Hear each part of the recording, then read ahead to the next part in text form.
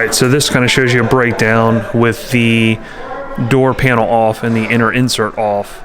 So we completely removed the window track and window. That way we have access to the full inner side of the door panel. As you can see, that is what the factory does there. So they just have this one little piece here for that whole door, and that's it. Nothing on any other part of the door. Now we're going to do the inside. We're going to do this piece here, and then adapting our speaker. This is your factory speaker. So this thing weighs about, like, I don't know, 4 ounces, if that. Just paper and plastic, very cheap materials. Doesn't matter whatever grade system that you get in other versions of systems, so like Bose, Burmeister, B&O, whatever. Generally, all the speakers look like this and are of this quality. What you're getting in a Bose system or a Burmeister system, really, for most cars, is going to be an upgraded mid-bass. So maybe instead of a 6, maybe there's an 8. Maybe there is a subwoofer where there wouldn't be one in the non-premium system. So these are some of the differences, really. But as far as the speakers themselves, they're all going to be pretty much this quality here. So other things that they can do in some of the upgraded systems is just they add multiple other speakers in the car. But from a sound quality perspective, the more speakers you introduce into a system, the harder it is to get everything perfectly in phase and to get that perfect EQ reference curve from where you're sitting. So this is a view of the door with the inner and outer skin fully sound treated in the hush mat thin foil material. Every little nook and cranny, every inch, the crash bar support is fully done. So the next step is going to be to utilize these black hole tiles, which is basically 1-inch polyurethane closed cell foam. And what this is going to do as we stagger these on the outer door skin here inside the door is it's going to absorb noise, and it's going to help transfer the energy created by the mid bass behind this door panel. So it's really going to help reduce the resonance, as that energy from the mid bass as it's playing is going to be absorbed in here. It's going to lower the chance of resonance within this full door panel, allowing us to get more out of that mid bass driver there. So like I said, I will update you on the next part, but we will stagger these throughout the inner part of this door panel, ensuring that it clears the window track. And these do have an adhesive back, so you pull this off here. But what I like to do is I like to use CA glue on the adhesive side and then activator on the hush mat. And I like to glue these on there because a lot of times with heat, water, moisture, this adhesive it comes with sometimes can fail. So I just like to be very sure and CA glue this to the hush mat. Obviously, if you wanted to, you could take it all off, even though, you know, if you sold the car, you would ship it with all of this stuff completely sound treated.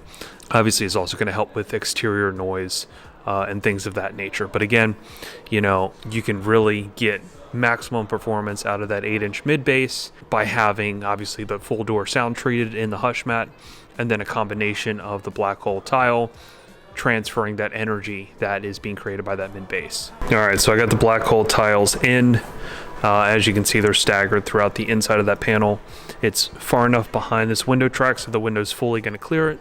Also have some down there behind the mid bass driver, and then also kind of tough to see, but at the bottom of the door panel on this flat surface running that span of the door panel. So as you can see, I mean, this door panel is so solid. All right, so this is kind of showing you this rear deck. We completely recovered the rear deck in black Alcantara, and we replaced the OEM speakers, as you can see here.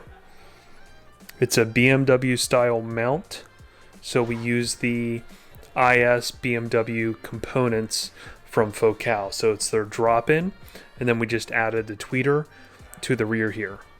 And the bottom of this was cut out. That way we can allow that pass through which we cut the underside of the metal of the trunk to allow that to come through. And then this is our grill, which will recess right there, allowing, again, that air to move through here. And we have this rear panel that came with it, the underside of it, which seals off the speakers. So it's basically creating a baffle from where the speakers are sitting. So that air moving from here is not going to interrupt the speaker playing here whatsoever. So that kind of explains exactly what we're doing in the rear. And again, rewrapping all of these panels in Alcantara is just something that we're doing as we move along. So just another quick little update here. We are in process of rewrapping this headliner. So we have our Alcantara panel. This is the jet black. I would say it's the stretchiest out of all the Alcantaras. For whatever reason, the jet black has a little bit more stretch to it than like the other colors, mainly like the charcoals and things like that. So as you can see, that was our OEM color, the gray up top, and we are essentially making it a blackout in there. So we'll update you with the process of this as we move a little bit further. Also repainting these, which were gray before, now black. So we're going to do more of that as we get through the rest of this headliner. All right, so this is giving you a overview into some of the other panels that we have addressed with the Alcantara suede. So we rewrapped this. Again, it was that gray factory headliner material before, now Alcantara. And then of course, before we put the panels back on the car, we're always going to sound treat behind the panel. This is a great opportunity because it's a nice flat surface to use the sound shield material. So this is increasingly a much more sturdy piece rather than a flimsy piece of plastic. Obviously with the Alcantara is also going to help with a lot of the reflections within the vehicle to kind of soften up that interior. All right, so this is the design I came up with for the inserts, the Alcantara inserts. And I basically redesigned the Gucci logo, changed it around, did the Musaic logo, so you can see there, same exact scale, same exact size, and basically we have the upright and the upside down Musaic M, which is in comparison to the Gucci G at this point, and we are rastering Alcantara at the moment. So as you can see there, it's working to do this full piece of Alcantara. I can show you a little closer as we get near it, but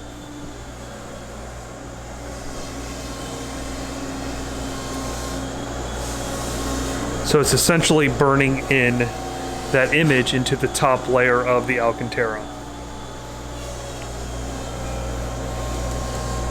All right, so running you through the base wiring of the car, about to put the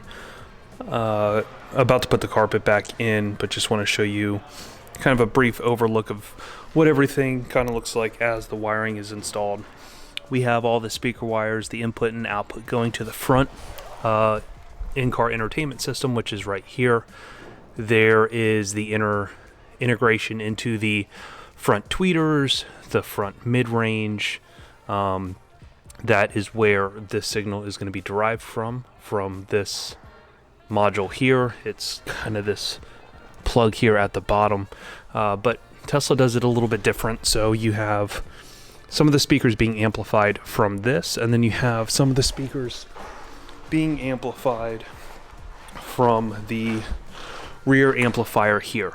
This is all the inputs we have coming up from the front, as well as some of the outputs. We have right now roughly the wiring into the back here where the DSP and amplifiers are going to go. We will integrate into this, but this is going to control the front mid bass. It's going to control the rear speakers as well. So everything that I just mentioned will be amplified from this, and we'll pull the signal from that. We have everything in place for, again, the carpet to be installed. We have the AMAS down here. This is going to be the Bluetooth interface for the DSP processor. Essentially, we're going to be streaming our phone directly to this module. This module has a Toslink output, which then goes to the Toslink input of the Moscone DSP processor. So that will be hidden here underneath the carpet. We have the lighting all pre-ran under here. Again, using the factory channel all the way through. That way everything retains an OEM appearance as you remove everything. You can't physically see that we have ran a bunch of wires throughout the car. Again, it looks very factory. Again, we have the full sound shield, sound treatment on the floor there. So the interior is going to start going back together as we've already pre-wired everything that we need from the front to the back of the vehicle. All right, so this is giving you kind of a look at the construction of this little pod here for the Escort. There's still got to be a smoked acrylic cover that is going to go over the front so you cannot physically see the display. But it's basically stacked acrylic that is layered to obviously house that display. The wire is going to run right underneath, and then it's going to run down to the module. But this just kind of shows you the design behind the display and kind of how we incorporate the displays in a lot of these cars for them to look OEM. So again, just a smoked acrylic piece. This is going to sit right in front of you. We're going to turn the display to the brightest setting, and that's how it's going to work. All right, so that's what the display looks like with the smoked acrylic glass on there. And now it's ready to be installed in the vehicle. All right, so this is an overview of that front diffuser pod for the Model 3 here. Basically 2 parts acrylic. So we have one band that's going to mount to the under part of the bumper. And then this is the face that is lagged in with a bunch of screws. And then it uses acrylic cement on the top. So it's basically making this a full pod. This will then bolt right up through here with 1/4 bolts. And then it will be skinned with this 1/16 inch IR acrylic. It's light transmitting. So this will then adhere to that to cover the diffusers. I just have to pull the paper because I did like a nice little design line right here, which will be flat black, and then your IR acrylic will be gloss black. So again, that will then trim that. Once it is in place and everything is set, the angles of the diffusers are going to be set after this is bolted onto the car. That way we can get everything perfectly dialed in, and we'll see it next on the car. All right, so here's the front end pod mounted. Each one of the RX sensors is perfectly level, aimed down the road, no variance there. This is our IR acrylic cover. We will peel that paper off, and then basically the yellow that you see there is the double-sided. So this will then go on right to that. This is 1/16 of an inch, so pretty thin. With the cover, you get about a 2% loss in the light transmission coming through. So virtually nothing, and it makes all the sense in the world to do that to hide each one of the sensors. So our speaker adapters are printed on our laser CNC. This bolts right up to that factory location holes there. We have our pre-cut holes for our speaker, which we'll thread tap. Again, this is acrylic. So we will take these out, we'll fill in the engraving part with paint, and then they'll be ready to bolt onto the car. So this is what we're looking like. Speaker adapter installed in the factory location, factory bolt points. Everything is ready to go. We even have our 10-30 seconds tapped here, which are going through the metal to add further support when that speaker mounts here. So we'll get the speaker in right now, and then we'll pick up from there. So we got the speaker mounted in with our 10-30 second stainless hardware. It is fully seated to the door, thin as possible. You can see it's not a real deep speaker, and it doesn't come out very far. There's just enough clearance here for the door to fit back on. As you can see, there's one of the clips there, there's one of the clips there. So there's just enough space there for everything to fit back on. Obviously this 8 is much larger than the factory 8. So yeah, it's one thing you always have to check when it comes to trying to get these in cars, especially, you know, sedans and coupes where the door's a lot smaller. Sometimes it's a lot more difficult to get the 8 in a door. Obviously mostly any truck, SUV, the space is there, but in this case there's just enough room to get that 8 here in this car. Next we will add a fast ring from a 6x9 to make the 8-inch circle. Put that on there, and then the door's ready to go back on. So door panel ready to go on. This foam here will sit up and press up against the inner part of the door panel, allowing a nice good seal there between this and the grill of the door panel. All right, so this kind of gives you an idea of the behind the scenes of the brains of the electronics. So we have our Mosconi 8 to 12 aerospace up here. So it's 8 in, 12 out. We're gonna have all of our speakers run completely active, our front 3-way, our rear 2-way, and then our subwoofer that accommodates for 12 channels.